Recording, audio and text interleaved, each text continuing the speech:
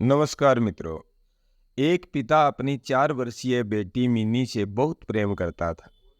Office से लौटते वक्त वह रोज उसके लिए तरह तरह के खिलौने और खाने पीने की चीजें लाता था। बेटी भी अपने पिता से बहुत लगाव रखती थी और हमेशा अपनी तोतली आवाज में पापा पापा कहकर पुकारा करती थी। दिन अच्छे बीत रहे थे कि अचानक एक दिन मिनी को बहुत तेज बुखार हुआ। सभी घबरा गए। वे दौड़े भागे डॉक्टर के पास गए, पर वहां ले जाते मिन्नी की मृत्यु हो गई। परिवार पे तो मानो पहाड़ ही टूट पड़ा और पिता की हालत तो मृत व्यक्ति के समान हो गई। मिनी के जाने के हफ्तों बाद भी वे ना किसी से बोलते ना किसी से बात करते, बस रोते ही रहते।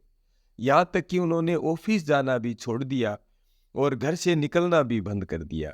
आस पड़ोस के लोगों और नाते रिश्तेदारों ने उन्हें समझाने की बहुत कोशिश की, पर वे किसी की ना सुनते। उनके मुख से बस एक ही शब्द निकलता, मिन्नी।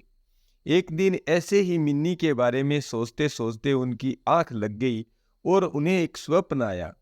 उन्होंने देखा कि स्वर्ग में सैकड़ों बच्चियां परी परिक्रमा कर घूम रही है।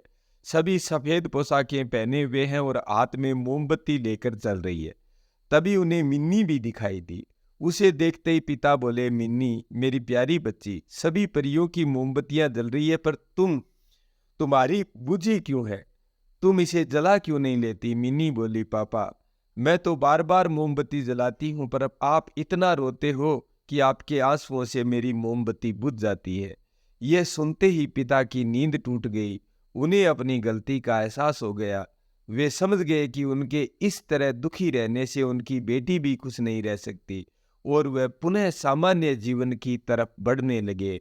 मित्रों, किसी करीबी के जाने के बाद शब्दों के बयान नहीं किया जा सकता, पर कहीं ना कहीं हमें अपने आप को मजबूत करना होता है और अपनी जिम्मेदारियों को निभाना होता है, और शायद ऐसा करना ही मरने वाले की आत्मा को शांति देता है।